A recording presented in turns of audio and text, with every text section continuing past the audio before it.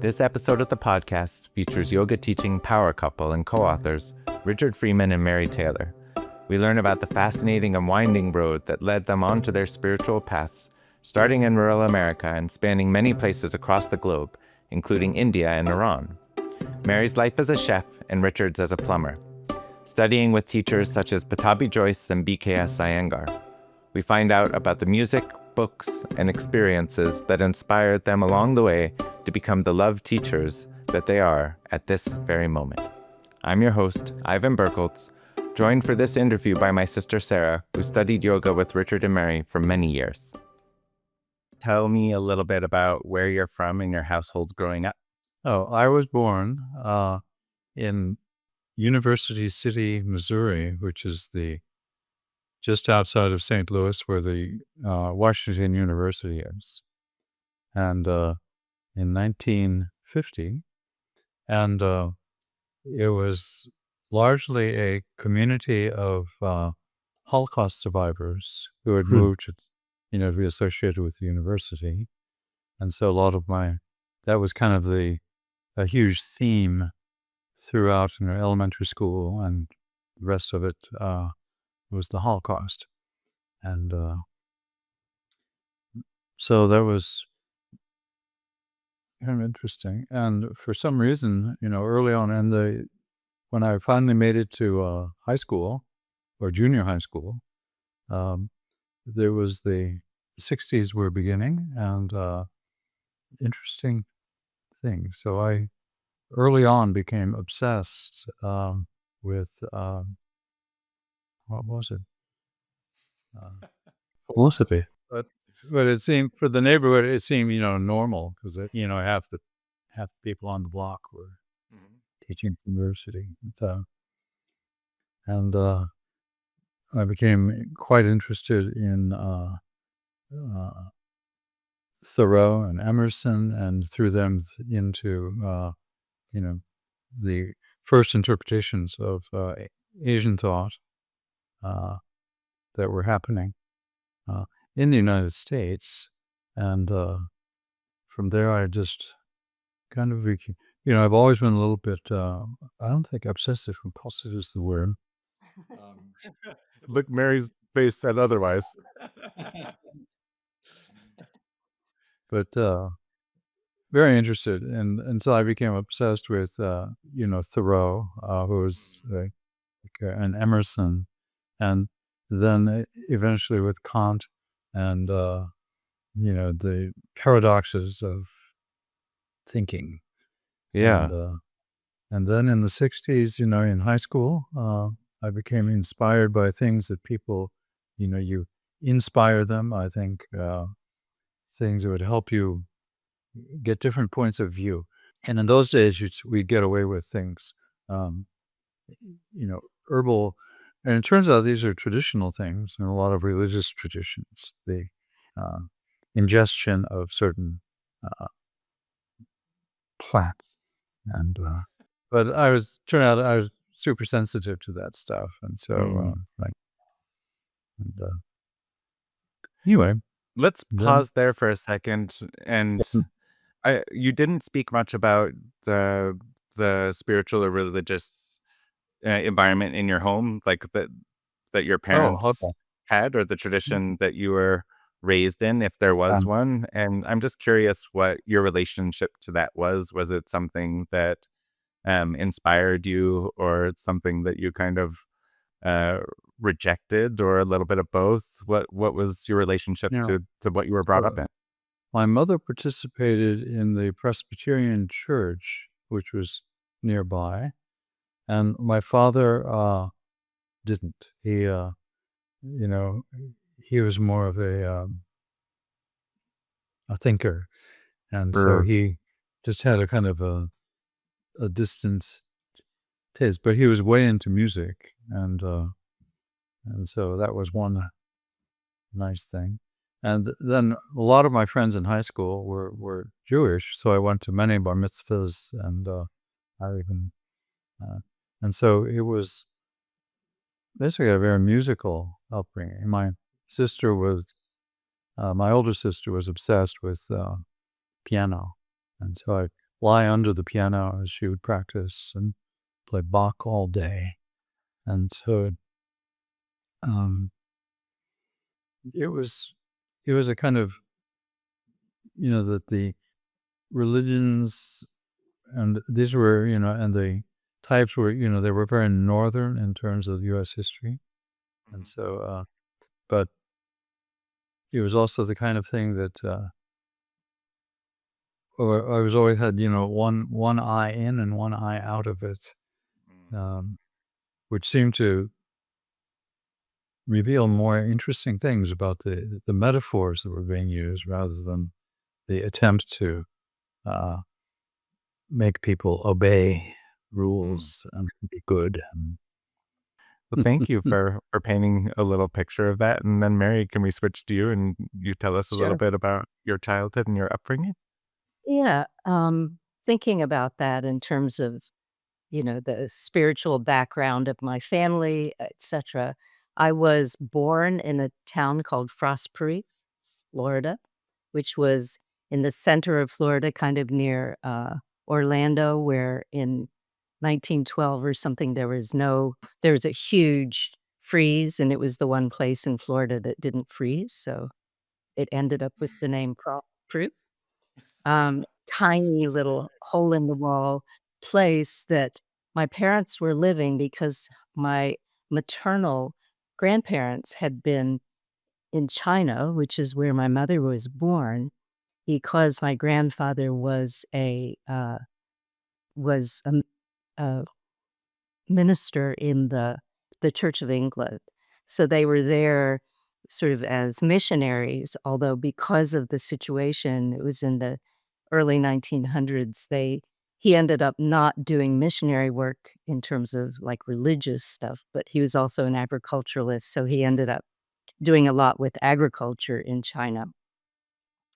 And so when I reflect on my background, I never thought I really had that much of a like religious background, but realizing, I mean, grandfather as a minister probably had something to do with how the world presented itself to me. And my Yeah. mother rejected religion completely. And my father was a very devout Catholic. And so I grew up in this sort of household that was with this mixture in it. And yet they both had this very strong sort of tie to humanity. They had met in World War II. Again, the Holocaust is a thing that impacted Richard's life and mine. My parents were in Germany after the war where they met.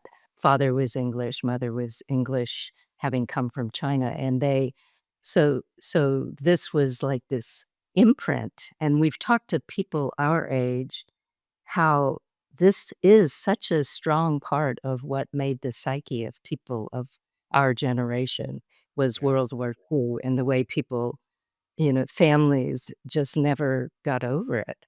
My father was a major in the English army, and my mother was one of the people who worked for UNRWA, which was the United Nations Relief Association that's now still actually going. And so part of what really sculpted me, I think, was this idea of taking care of people in dire times, because that's what that was sort of the atmosphere in the home. Plus, my parents were aliens, resident aliens, which is Okay. I thought you were revealing something much bigger in the for a second. that's for these times, where Bigger than the earth. yeah, they never became U.S. citizens. In addition to having resistance to religion, they had resistance to giving up their citizenship. And so I always felt like, both, and I was a very introspective kid. And so I was sort of like trying to add it all up, trying to make sense of what how to fit in with the rest of the world, with people who were American, who hadn't been in Europe during World War II, etc., and who and then trying not to stand out as someone you know, with alien parents. And so it was an interesting when I thought about that question, I think that my roots were very much grounded in this sort of continuous undercurrent thread of um, what does it mean to have something bigger than yourself you believe in the case of my grandfather or my parents or whatever, and then carry that thread through in everyday life in a way that can be somewhat functional, and hopefully helpful. And because I've often wondered how I ended up in this field of, people who were drawn to Buddhism or who were drawn to yoga or who were drawn to some of the deeper traditions where I have been, but it wasn't in the same way, say, that Richard was, where I just, read a book that got me there and suddenly that was what I saw as my path. What for me was always the path was you know, how do I relate to other people in a way where we find our common ground. Mm. And I think that's been the way I have approached teaching. It's a way I've approached, community work that we've done, etc. And I hadn't really thought about it till we started, having this conversation today. It's like, Mm. how did I get here? Well, thank you for sharing a little bit about that. Yeah.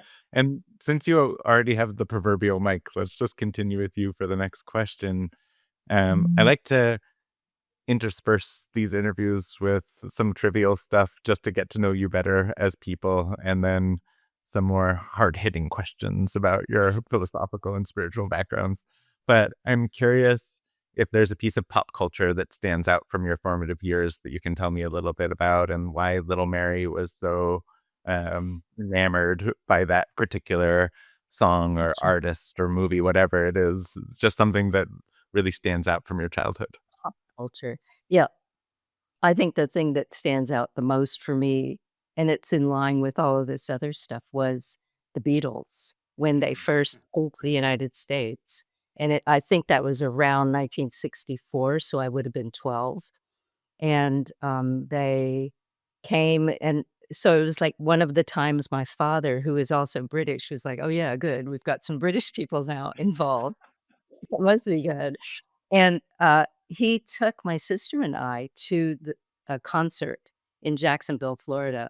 We were then Mm. living in Gainesville, and he took us to this concert. It was raining like crazy, and he just somehow dropped us off, and we wound up in this concert hall with, what seemed like millions of people, my sister 5 years older than me, and all these girls, like, screaming and falling and over, and I was just, like, overwhelmed by, like, what is going on here, you know?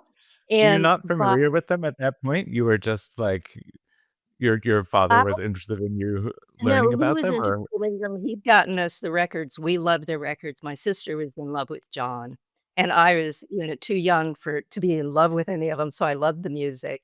But I was just dumbfounded by the sort of mass hysteria.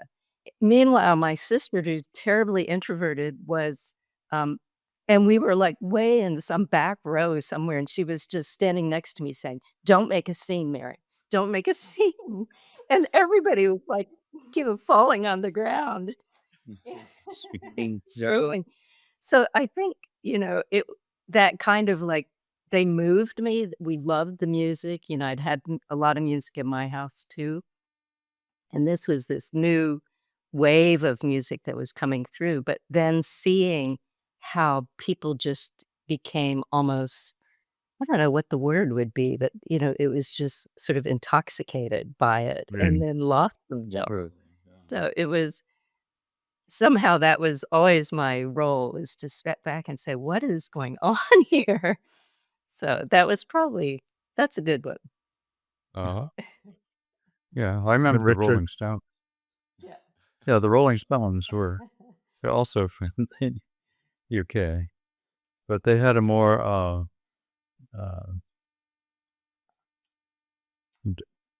I don't think it's a darker side. Yeah. But they're Yeah. Edgy. They were edgy. edgy side. Did Yeah. that go along with your philosophical leanings, that you were leaning a little into the edge, into the darker? I don't think, to me, it wasn't darker. It was the brighter, the more luminous. And I remember, like, when I first went to college in near Chicago in 1968. That's when, and then we went to these, and that's where I found my first teacher, so to speak. He was a Zen Roshi at the Chicago Zen Temple in 1968, and a friend of mine from college, and we were, I'd become interested in yoga and interested in teaching. In fact, one of my favorite books at the time was the Tibetan Book of the Dead, which we would do. I shouldn't say this. Is there a date to it? Anyway, in college, we would have classes, and people in the class would imbibe in psychoactive substances because it was 1968. And then when they'd lie down for the corpse pose, and we read the Tibetan Book of the Dead to them. And then finally, because of the protests in Chicago, we went there, and the Roshi there was just amazing. He had those eyes. You just walk into his eyes, and he was very sweet. And it's yeah, but I shouldn't, this is a tradition in a lot of these, the use of psychoactive substances, and very shortly thereafter, I kind of gave it up because I was hypersensitive to it. It would just literally knock me out, and so I don't want to tell you too much because they'll come for me. So I think you kind of preempted a little bit my next question, which is, I wanted to ask about a book that set you on your path a little bit. Like, you talked a little bit about Thoreau and the Tibetan Book of the Dead, but is there a book that stands out to you that, when you see your path as it is today, something that stands out that sent you in that direction, that kind of flung you toward your deeper studies, or made you seek that out a little further? I don't even have that. There was an early yoga book. I don't even think I have it anymore, and that's where I first learned the postures. And came from the early 60s, and I remember, Natarajasana, where you stand, and that was part of that book. And I remember in college, in the early, when I first went, I was having an inspired evening, and did that posture, and it was almost like, oh, this is so familiar. There's something so familiar about it. Where did you find that book? Oh, I don't know. There were bookstores.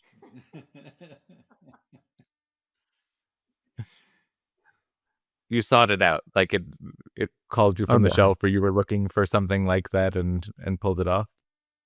Oh, yes. And then how did you move from that inspiration and somewhat imitation of the poses in the book to your deeper study? What was the next step in your path towards your studies? After we met the Roshi in Chicago, what occurred was, in the 70s because of the politics going on, and the college I went to was a kind of experimental branch of the University of Chicago, and the idea is they would have you study original books, um, and which was a very nice thing. And by the time I got to the 60s, with the politics going on in the States with the Vietnam War, I decided I didn't want to stay around.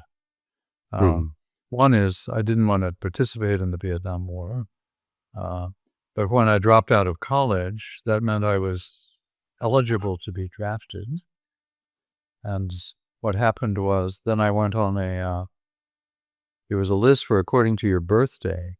These were the chances of you being called up to the draft. And I was lucky because I got number 363 or 364. And at that time, I had a choice. I could either go, I was thinking of going to California to study Zen, but in St. Louis, where I went back, there was a Krishna temple, and this is when Allen Ginsberg had kind of initiated or boosted the Krishna movement in the States. This just before he met Chogyam Trungpa.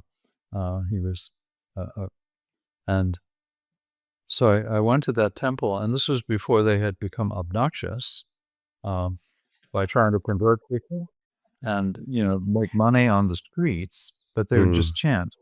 And, people were open-minded. And so there were some really very sweet people there. And so I participated in that for a couple of months. And then I think what happened was the people around the guru, who was named Prabhupada, he was a very elderly and very sweet, kind of simple guy. The circle around him said, "Oh, what you've got here is just so wonderful. It's kind of like gold. And so what you should do is start selling the books." And so he had his translations of the Bhagavad Gita and thing, started selling them on the streets. And so it became more of an economic thing where they'd be pushing memberships and books to people on the streets, and became very obnoxious because the idea was to make money and to gain power for the inner circle around the teacher. And of course, this turns out that this is a pattern everywhere. And I can think of even some political situations these days.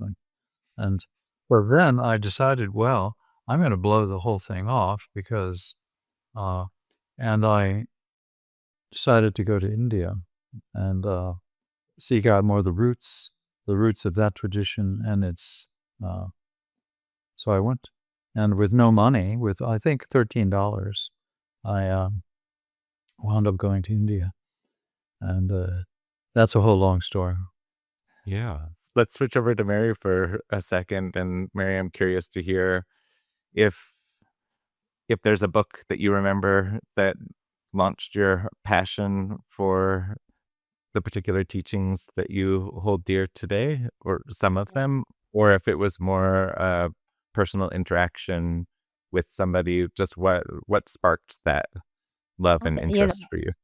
I think for me, it was that I had sort of interest in Eastern thought. My father was a humanities professor, and I'd sort of, stolen some of the books off his desk from time to time and seen some of Some over yeah, here. got some over here. And From the ones that you took from him when you were young?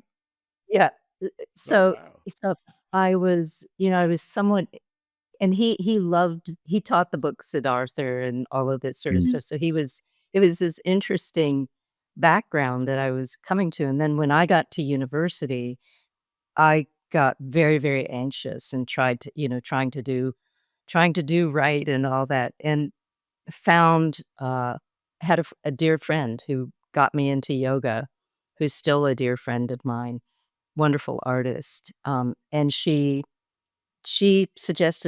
gave me the book Zen Mind, Beginner's Mind, which I know has started so many people in this sort of more gentle exploration of Yeah. who we are and what this whole sort of exploration and intrigue is about, where we feel something very deep and we can't figure out what it is that we're feeling. And for me, that book spoke so profoundly to me. And I think back to some of it, I think it was just like, the idea of this precious moment being the Uh-huh. moment. Stop, Um, which for someone with anxiety, that somehow wasn't an irritant, but something that was very helpful. And then, the idea of just how to go back always to be a beginner, um, which is very natural to do when you start, especially when you start it young. So I think that book, was one that launched me into things. And then I would later, and as I progressed through, or I don't know, progress, as I traveled through the parts of my life, I'd find these weird little bookstores that had all these odd books like, Lao Tzu and stuff like that. But I wasn't following a particular course of action or having a teacher for quite some time. But there mm. is that thread. And then where did your yogic path start? When did you, go from this spiritual seeker who is picking up books from time to time to somebody who is really dedicated, or where did that launch into yoga? Well, so at the same time, the same friend had suggested I do yoga asana, which Mm. I did. And so what ended up happening in a very sort of non um it was no particular school that got me there, but it was sort of a generic yoga class at college, and it made my nervous system the way yoga asana does. My nervous system started to calm down. The book that she recommended helped to get me calmed down, and focused. And then over the years, I would just sort of find any yoga teacher, Iyengar yoga teacher or hatha yoga or whatever, to reignite that. And so the asana really, really helped, and had done that. And I know at some point we'll talk about how Richard and I met, and it was through yoga that we met. And that's actually for me when the asana became more of a central focus Mm. in my life. But it was all that the reading little bits of philosophy, doing in sort of a generic yoga practice that would keep the nervous system feeling good, dabbling a little bit with pranayama, but not much. And also, you know, meditation was the hardest thing for me. I got a number of books on meditation, had a little uh, closet in my apartment that I set up, beautifully to sit in. And then I never sat in it very often, but it was quite nice when I did go in, but that I knew sort of was this part that would come at the right point. And that's actually what in the last 10 years has been, you know, more than that, 20 years has really been this root part of my practice. So yeah, it's something that people always say, "What was your goal or path in yoga?" And I always feel kind of like a mole or something that's just sort of blindly going through life and luckily stumbling into the right circumstances. I can very much relate to that. I've had a very similar experience. And so, Richard, from when maybe you can paint the picture from when you went to India until you and Mary met, just give us a a little bit about that section of your life, of your studies. And I don't know how many years later, I don't know. I didn't Quite a few. ask for a timeline ahead of time, so I'm Oh, flying a little okay. blind here. But yeah, tell us a little I bit about landed your. in India without a visa because Mm. I had gone. It's a complex story, and anyway, I met someone outside of there was a Krishna temple in Mumbai, and I told him my situation, and he said, "Well, I can help you." So he took me to his teacher, and then he uh, took me to the immigration office, where he knew something about all of the process, and we made an application for a visa. And in triplicate, everything. This is before the internet and typewriters, so you get these stack of papers, and then I had applied for one, and he said, "Okay, you're good for at least a year." And so then I took off and I worked my way to Vrindavan, which is the kind of the holy land for the devotional world. And this is where the head of the Krishna movement, Prabhupada, had lived and still lived most of the time.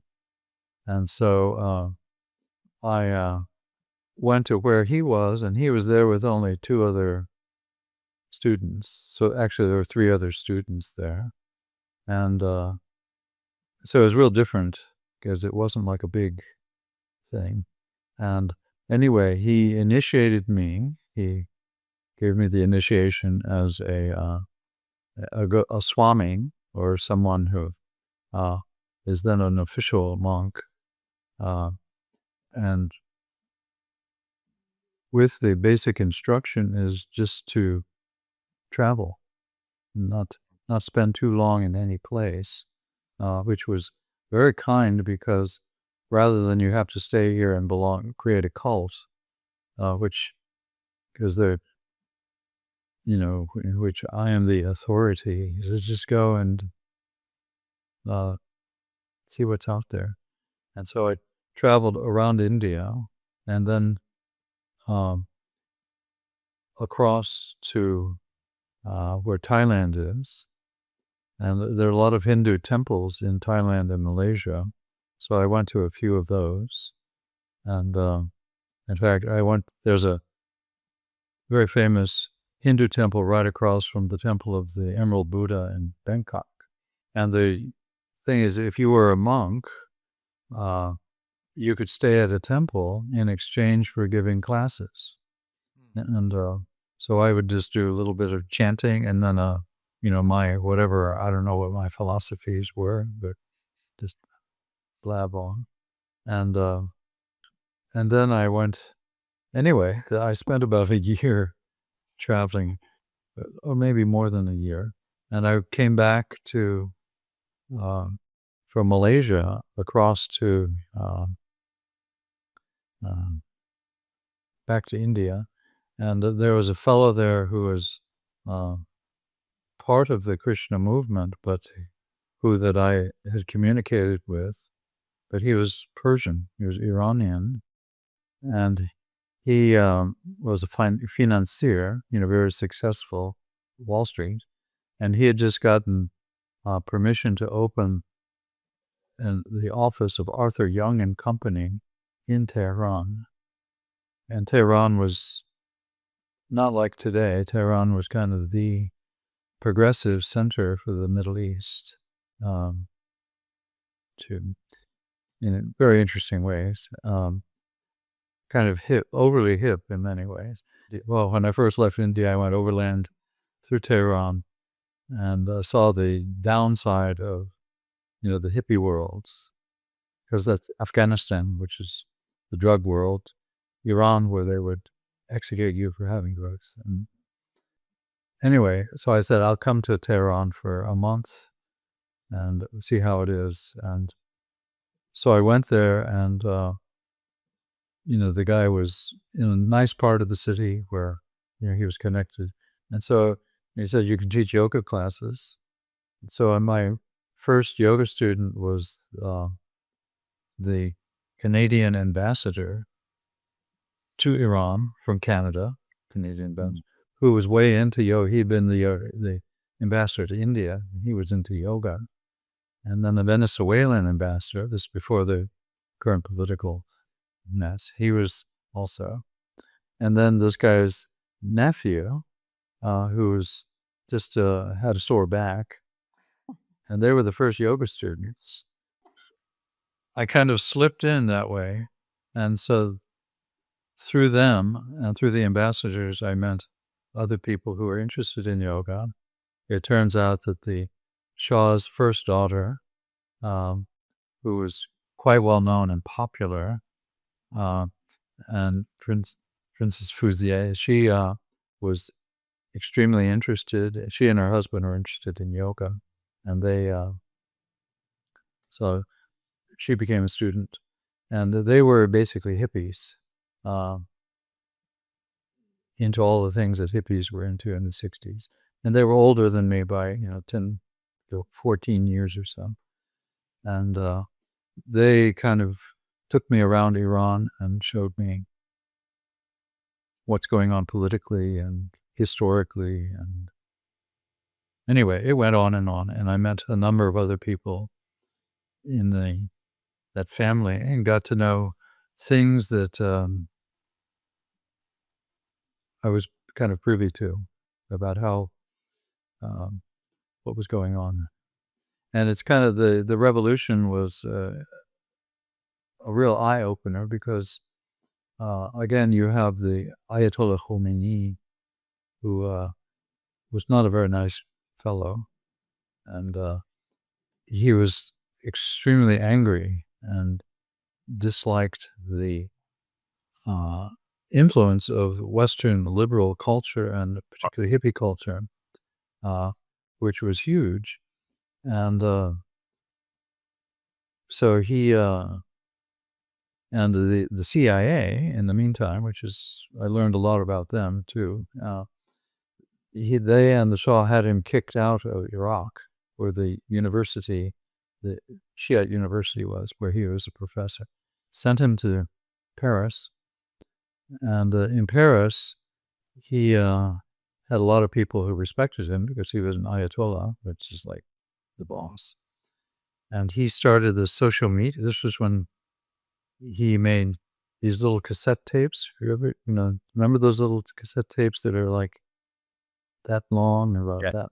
The mini ones, He would give lectures about how demonic the Shah and the United States were, because basically, they would drink booze, and other things, and then he made copies of those and send off huge crates of them to all of the different bazaars in a lot of the major cities all around Iran. And the bazaars were often where the primary temples were.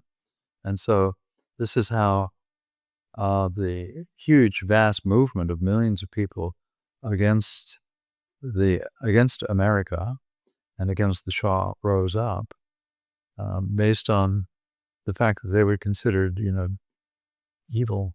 And so that was a lot of my education about religion and the intersections of yoga with Sufism, with Islam, with religious fundamentalism in both the Islamic world, the Christian world, the Sufi world, the Hindu world, the Buddhist world. It's like this phenomenon that fundamentalism.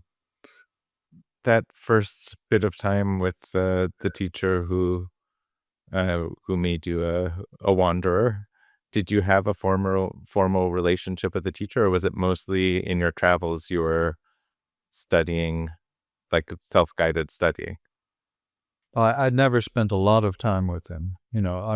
Quite a number of hours, but not day after day. And so it was more or less, this is what we chant, and of course Sanskrit was the medium. So,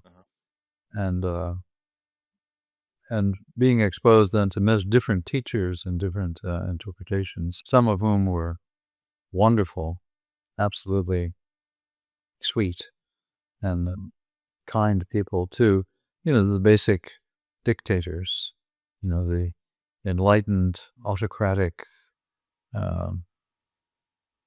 perfected gurus that wanted you to bow down to their authority. And Richard, did you meet Pattabhi Jois in that part of your life, like post Tehran, or was it later?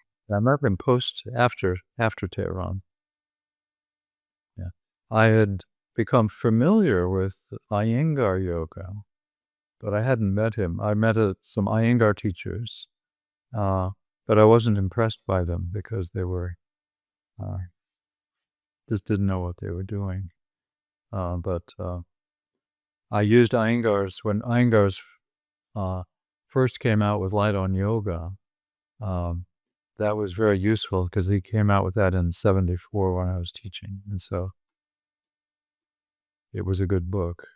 But then there was an Iyengar teacher in Tehran, an Iranian, and she didn't know what she was doing. And, But then you met Iyengar. oh, yeah. Worked with Iyengar. Yeah. I met Iyengar later and worked with him. For a long time, or was that also kind of a shorter? In and off with, that was after I got back to the States when I was first in Boulder and Iyengar was around. And so I met him and connected really well with him. And some of his first students. And so he was quite a character. And then maybe let's hand it off to Mary about the path that led you to Richard. Well, I guess we left off while I was in university and I'd run into these teachings. And I think because I calmed down a little bit, I decided to take time off from university and go and study cooking in France, which I was fortunate enough to do. So I went, and it was before cooking had really taken off in the States as something that was kind of interesting. I remember being very interested in cooking, but that going to the grocery store, like you could not even find, there were 4 or 5 spices on the shelf and nobody, I remember there was a pizza place in town that had opened and everyone's like, what is this stuff? So this is pizza. It's like sort of it was the right after the 1950s where convenient foods had taken over and changed everything. And long story short, I ended up at Julia Child's cooking school and also did just a 6-week thing at the Cordon Bleu, but I did the full diploma program at Julia Child's cooking school, which at the time was in Neuilly in Paris. And that was part of the time that Richard, so he was there in India and Tehran, and I was in Paris at that time. So we were both out of the United States. Came back after my studying, finished my degree, then went back and did some apprenticeships, pastry shop, and in a 3-star restaurant, and then came back again and ran a restaurant and did catering and taught cooking around the country because it had just started to come into being something that there were cooking shops and people, in the cooking shops, there'd be a cooking school. And so it was this sort of fortuitous thing, again, that I stumbled into. And it was a real outlet for me to pull together the teaching that I had gotten in university, which was a psychology degree, then followed by work with this amazing woman who was named Pat Korb, who was had the Gestalt Center in Gainesville, where I was studying, and she really was a tremendous influence in helping me to realize that this intuitive sense I had of wholeness, of things being a whole, that was not, sort of an outlandish idea. And so I really loved the way she sort of guided me into this sense of, yeah, it's to feel this way about wholeness is something that's all right. And I remember her saying to me once, because I'd come back from France and, I was sort of trying to figure out what to do. And she said something about, you tend to trust people a lot and that's a good thing if you're seeing the whole picture of something. But that if you trust people in the way you do, you're going to get hurt especially if you Mm. don't learn to discern. Um, and so you have to make a decision. Are you wanting to do that, or do you want to protect yourself? And I remember that there was just no choice. It's like, what do you mean? There's no way I cannot do that.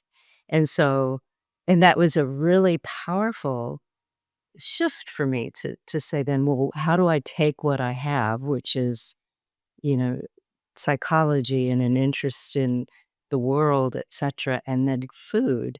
And so I ended up doing a number of things with programs that I would take to places.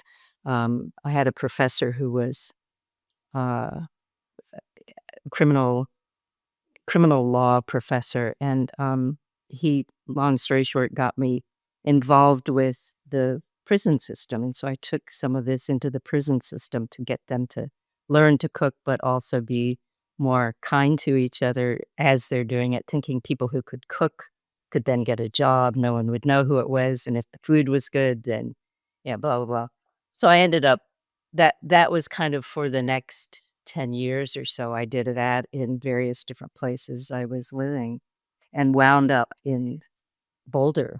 Yeah, and all this time, I had continued my interest in some of the readings, had gotten more into some of the Buddhist teachings, but didn't have a primary teacher at that point, and, had always had the thread of asana practice that I'd carried with me.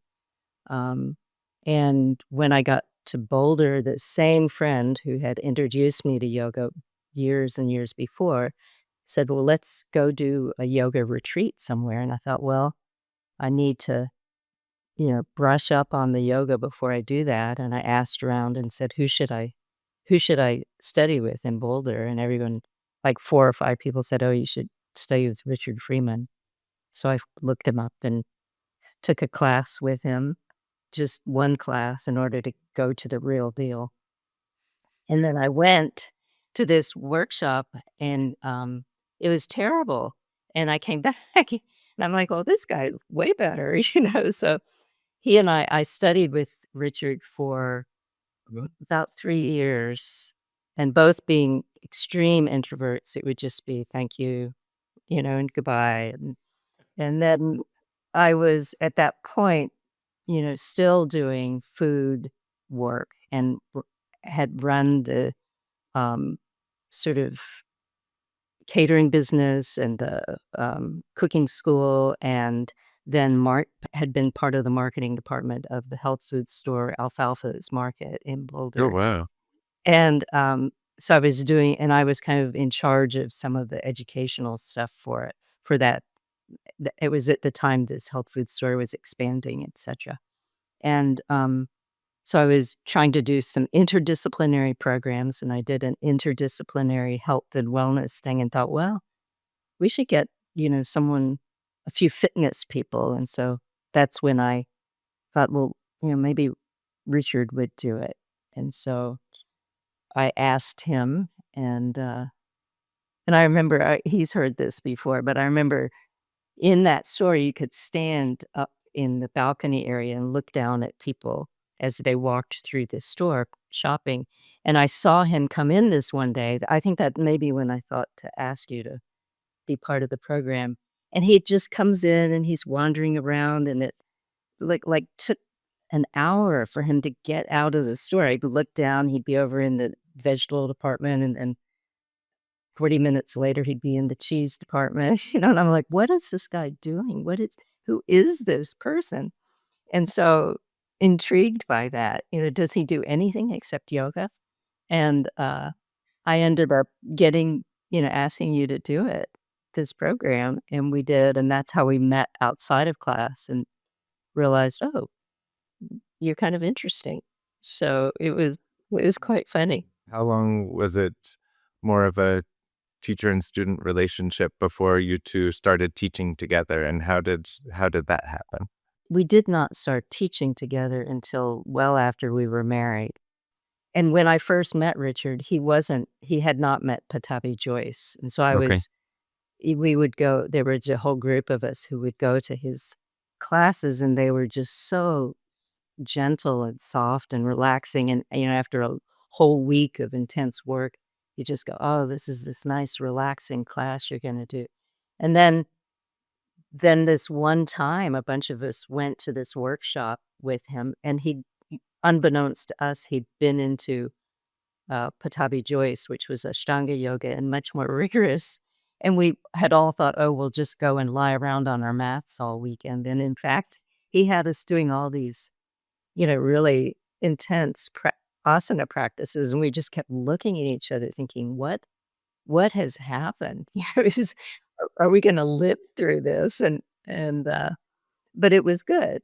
And so we ended up, it was after that, I think um, that Richard, you and I met outside of class, really. So, and then I guess maybe a couple of years later, when you were going to, or a year later. Just a year later. Yeah.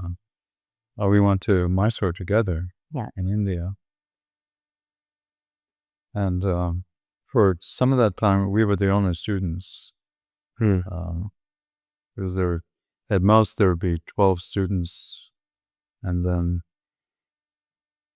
for a whole month or two, we were the only students in Mysore. And that was intense for Mary. Yeah. Well, I was a very stiff practitioner. And so when we went to Pattabhi Jois, I had no idea really what I was getting into. And so I had taken light on yoga.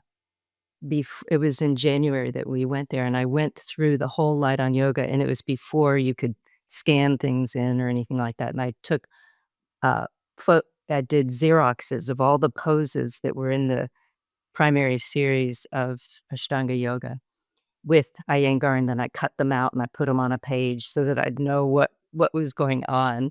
And then we were leaving to go to India before Christmas, I think, and I made a Christmas card for my parents of myself. But I took Iyengar's body doing this posture where you put both of your legs behind your head. It's called Dvipada Shirshasana. And I put my face on Iyengar's body. And I thought, this is the most ludicrous thing. I will never, ever do this. And here I am off to India. See you later. And lo and behold, like a number of years later, there I was doing that very same pose. But when I got there, the first thing that Pattabhi Jois said to me was, after one day of practice where he stopped me after about 20 minutes, whereas Richard had been like this golden boy who'd met him, and he'd been able to do all these poses and had gone through all the series like within a day or a week or something. Pattabhi Jois looked at me, and he just looked at me and he said, "But why is it so stiff?" And I was totally taken aback, and I just stood there and went, like, just made a gesture like, I have no idea. And he said, "Oh, very strong mind." And I thought, oh, that's so cool. And then like years later, well, so years later, I realized, oh, it was that I was so rigid in my mind that my body was stiff. So, yeah. So my journey on that trip was that, I got a lot more attention than Richard, who could do all the poses. Um, but it was good. It was where, for me, it really transformed from a thing of, this is something that is for me into a practice that has depth, that has something beyond who one is, but something that wakes up something within oneself that then maybe has benefit for others or for, beyond, and you start to disappear a little bit. So that's when that happened for me. So do you have any questions for Richard and Mary about that time? They're in Boulder now and studying with Pattabhi Jois and teaching together at this point. I have two questions one based on something that I know but don't know much about, and the other based on what you've been talking about. The one that I know but don't know much about is that at some point Richard was a plumber, and I just wonder how that fits into the picture that was painted here today. And then the other question that I have is, you're known for Ashtanga yoga, and while the yoga workshop wasn't a traditional Ashtanga yoga studio, I'm curious about what happened when you met Pattabhi Jois, that became the direction. Of course, it was colored by your experience with Iyengar and whatnot, and that's always been apparent in your teaching style. But I'm curious what clicked there with Pattabhi Jois. So plumber and Pattabhi Jois. Right. Well, let's see. When I first went back to the States, I chose Boulder because I knew someone from years before who lived in Boulder, who has since passed. And at that time, the Naropa was in its heyday. And so I used to go to things, and took courses at Naropa with Chogyam Trungpa and go to different things. And then at the same time, I went, back and I wrote, I did some papers, to get a graduate degree, and wrote a number of things. And after doing that, I decided, well, maybe I should get a real job. And so, and because, and so there was a fellow who was a plumber who was, and he was like a very earthly, older fellow. And he was quite impressed by the fact that, in plumbing, you have to be able to like get down and crawl under things and reach up and do all kinds of things that are awkward. And but I could crawl under things, so I got into plumbing construction and plumbing repairs, and I was good enough that I got my own truck, so I could go to the thing. I was only 6 months into it. But he's still good, like the toilet backs up or whatever. Like, we don't even have to call a plumber. So. Yeah, but the crawling under things has gotten more difficult. That's the and then after that, I thought, well, this is, I'd rather just write and be a teacher, and so then I became the timeout hot tubs. I became the maintenance. I took care of the hot tubs at timeout and got with that. And then it was not long after that that I started teaching yoga again in Boulder. And that was before the yoga workshop began. It was when Sounds True was just beginning, where Tammy Simon was. And so she had just rented this place above, I forget the name of the market. Crystal Market. And there was this large space behind. And so I used that as first yoga studio. And it was, So you kind of became a plumber because you were a yogi and it allowed you to be a good plumber, is what it sounds like. yeah, Who knew? and plumbing has a lot to do with, see, yoga is actually a very, you know, practical sport. Apana is Yeah. for Yeah, the word, Anapana Sati Sutta, and from all the different schools of being inhaling and exhaling, the word for exhaling is apana or pana, anapana is, and so pana means water, and so it flows down. And so if you sit straight and you concentrate on the central channel, as in good sitting posture, um, and you you simultaneously awaken the inhaling pattern called prana with the exhaling pattern apana. They then interface and support each other, and this will wake up the pelvic floor, which has something to do with plumbing. Okay. And this is considered the home of the apana, literally, and is a very sacred place within the esoteric yoga practices. The So if the valves aren't tight or aren't tightened properly, Yeah. in your If you're not a good plumber, yeah. and particularly as people who are older, they need, yoga plumbing work. And so our prana is very important. Yeah. And so when we think of things and you create with your mind prana, you create space and time. These are considered bubbles because they're impermanent. And eventually they pop.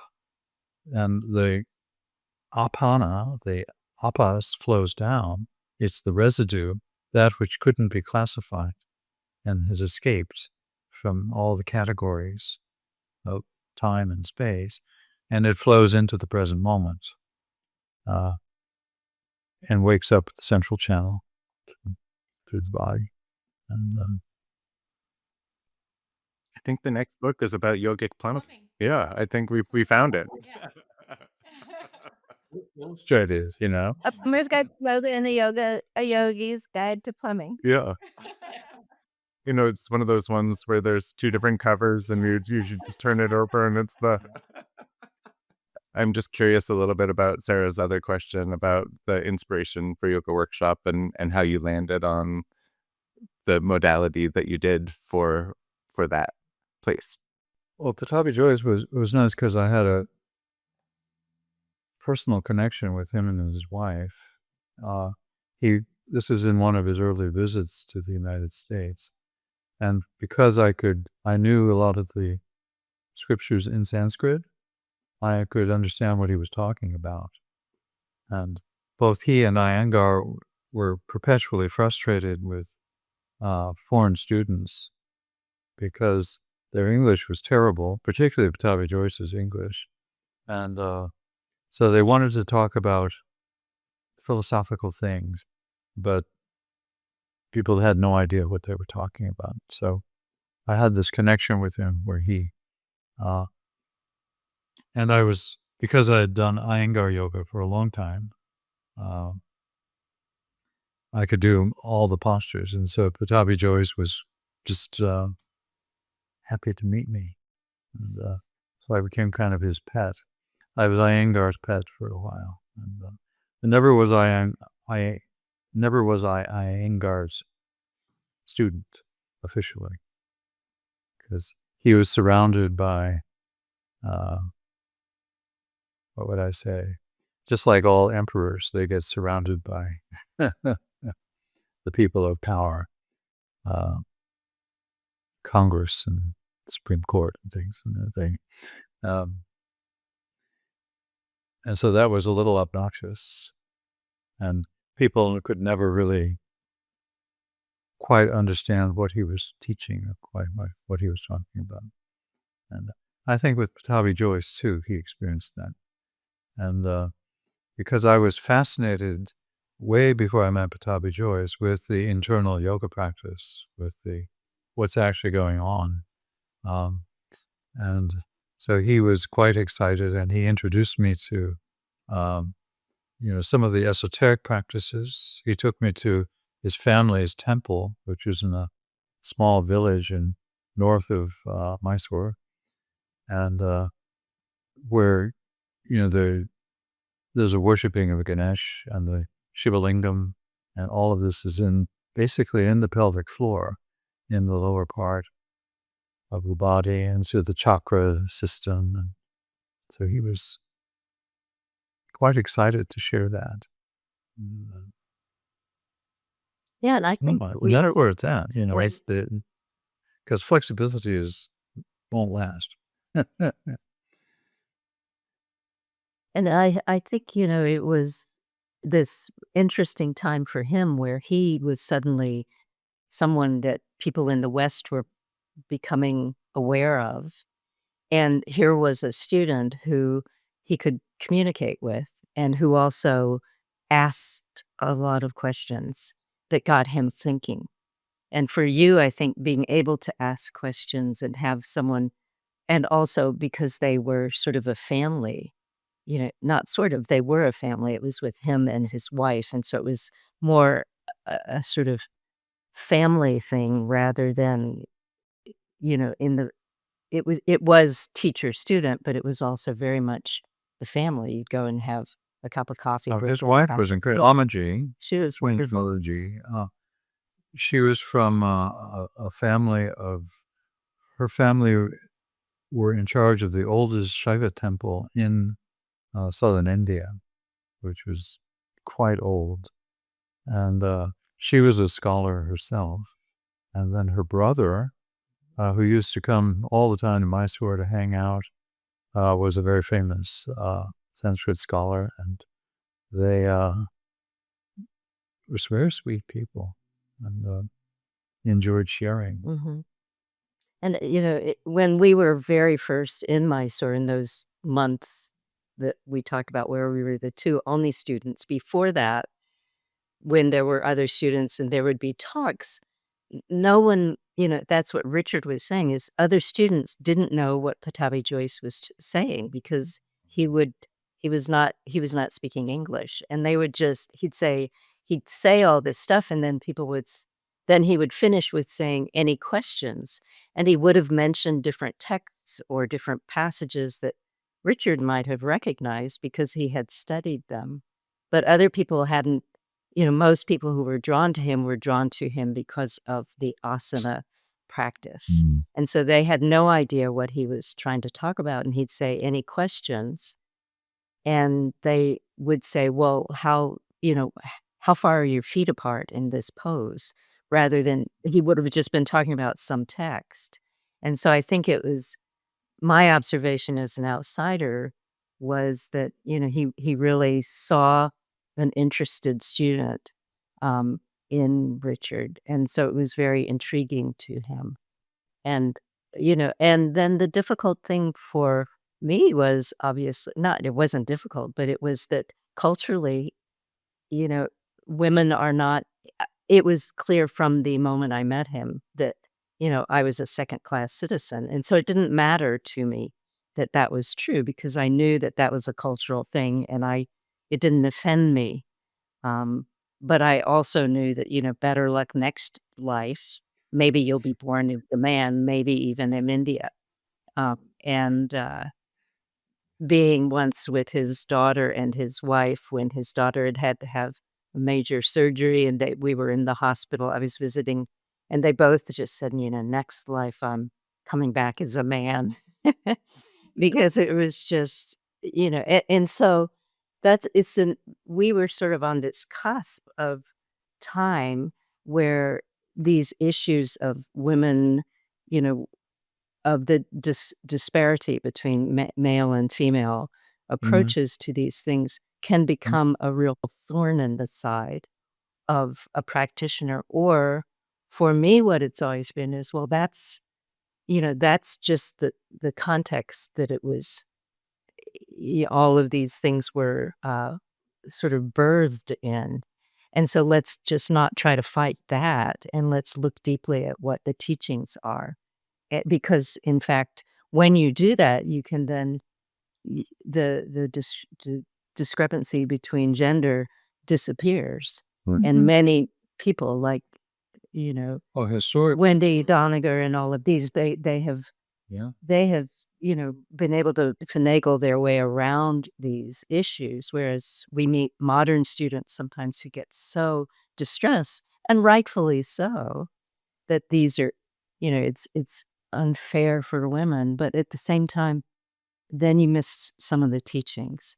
So it's like that balance of how do you navigate those waters? And I think that's really why Pattabhi Jois and you had that connection, is because, he hadn't had students who had the background that you had, who were Western or probably Indian.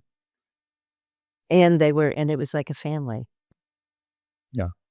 And, but it's fascinating how historically the kind of the literal Brahmanism was also in a lot of the major texts and movements. It was taken apart and mocked, and especially the inequality, the treatment of women. There would always be like a flip in which there'd be all of these stories and texts. But currently, in modern contemporary India, we're on the what would I say, the fascist, Or the masculine, yeah. the masculine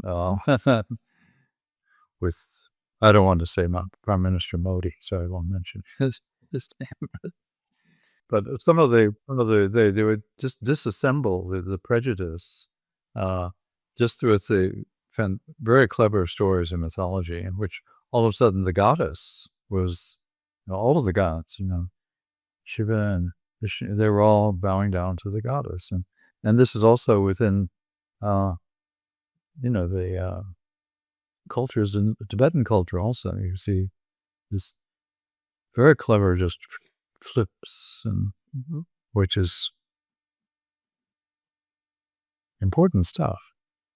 I want to touch on in this interview a little bit that right around the time this podcast goes public, we'll be launching a course with you two called Living Yoga, which is about embodying the teachings of the Gita.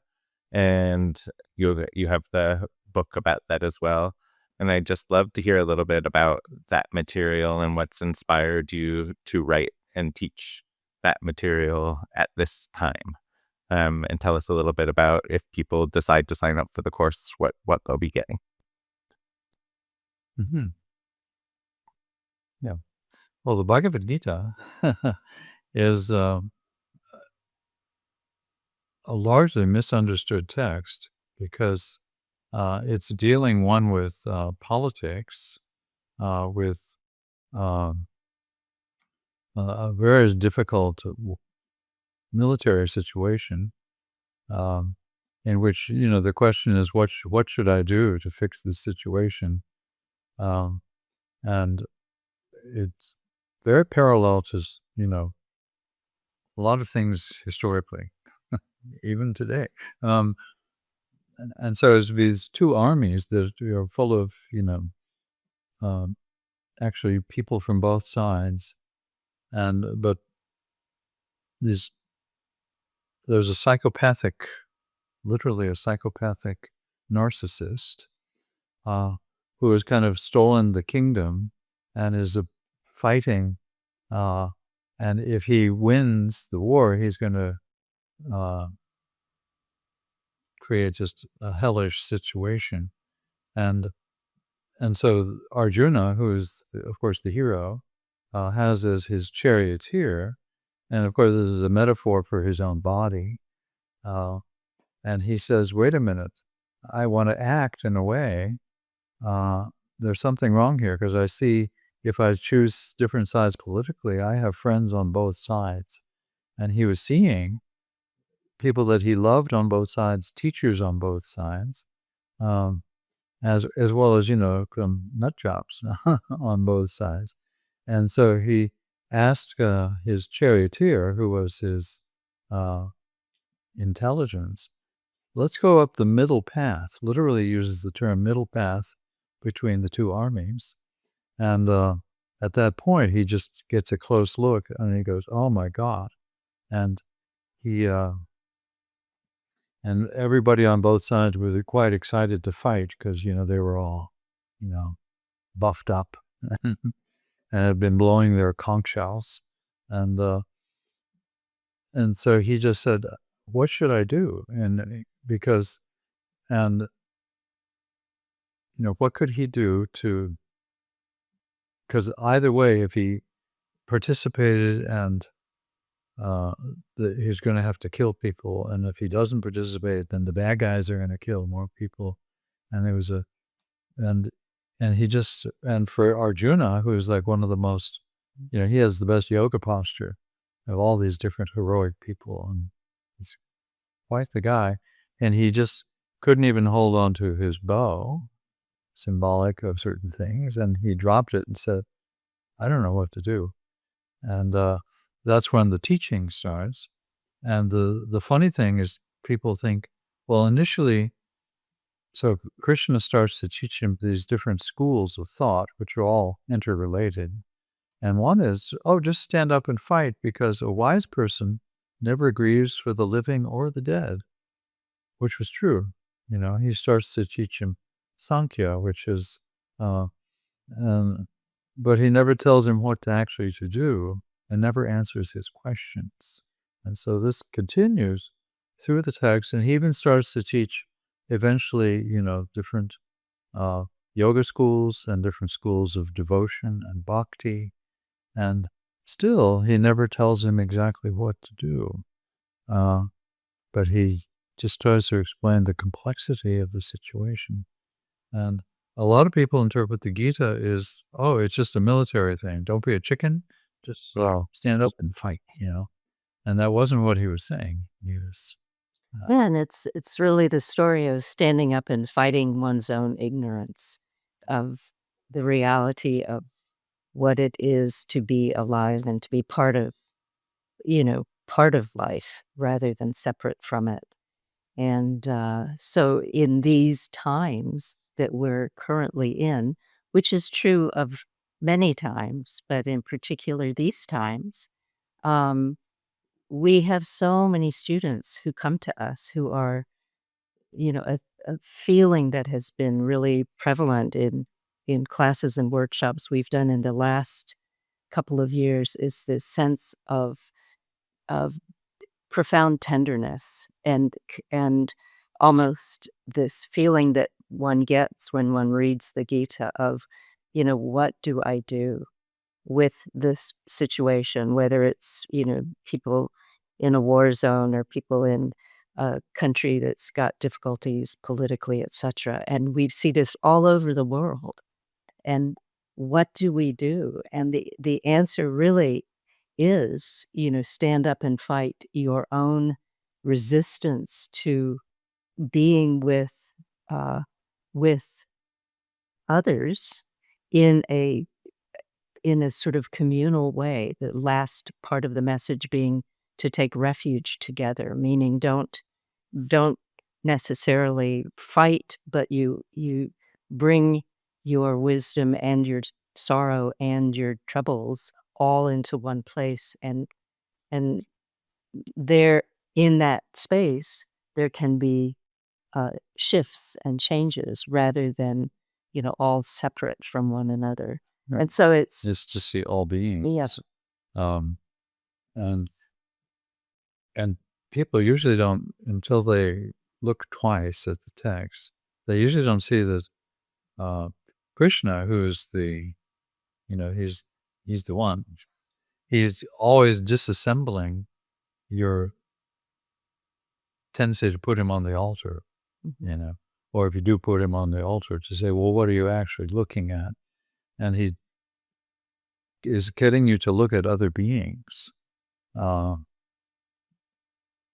and him in other beings, not like a separate from other beings, but you want to see all other beings with this devotion, this love. And so he thinks, someone who is committed to helping other beings all of them, he says those are the most precious ones. So Mm. he really teaches the bodhisattva path, and kind of cleverly disassembles the kind of hyper,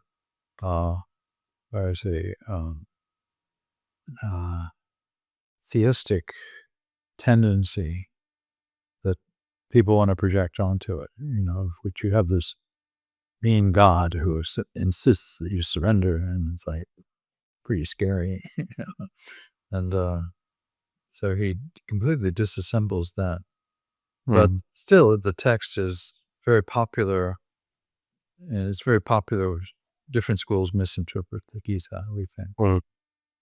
Because you then have to put it into the context of the entire Mahabharata, and it's just a few chapters out of the Mahabharata, which is an enormously long book. It Right. has some pretty clever things in it. And so the course is like a glimpse into how to interpret the Gita and apply it to your life, lessons in that. Yes. And how to, we have exercises and things as part of it where you learn to actually embody some of the teachings and why embodiment practices, why we do those things rather than just, well, let's do yoga and it's outside of the rest of my life. Like, what is it that we are doing when we meditate or when we do movement, etc., and how can that be helpful? And that's why this element of tenderness that I brought up is so, to me, it's so foreground in people we meet these days who come to work with us, is that, there's a lot of fear and yet a lot of a willingness to sort of try something that is different from a formula that that students might have thought is going to be the answer. And the answer obviously is always from inside. So it's not a formula. Yeah. Great. Yeah. So just to wrap things up here a little bit, I want to take inspiration from your newest book, which is called Feeling Happy. And I don't think we have time to delve into that, but I just want to take that as a prompt to ask you about what's making you happy these days. Just something that's putting a smile on your face recently, a little moment of joy, whether it's something silly or trivial or deep, whatever it is, just something, each of you, that's making you happy. Well, connecting to others is so nice, even over the internet. Because sometimes we'll do like little talks or something, and then there'll be people we know from all over the place, and even though they're not their image on the screen, it's kind of like, oh wow, I see you, and that's one thing.